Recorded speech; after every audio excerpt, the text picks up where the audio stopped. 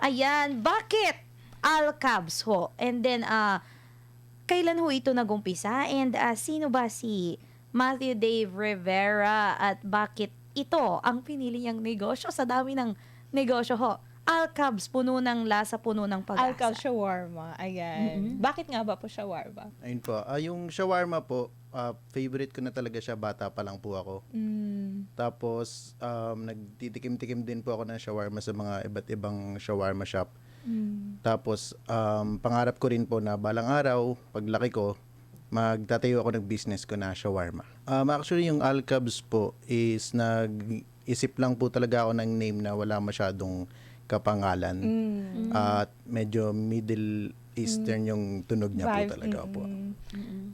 So, yun lang yung Yun parang So, niya. anong ibig sabihin ni Al-Cabs?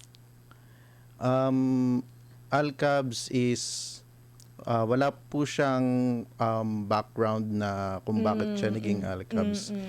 Ano lang po talaga siya, parang catchy lang. Parang catchy na unique po. Ayun.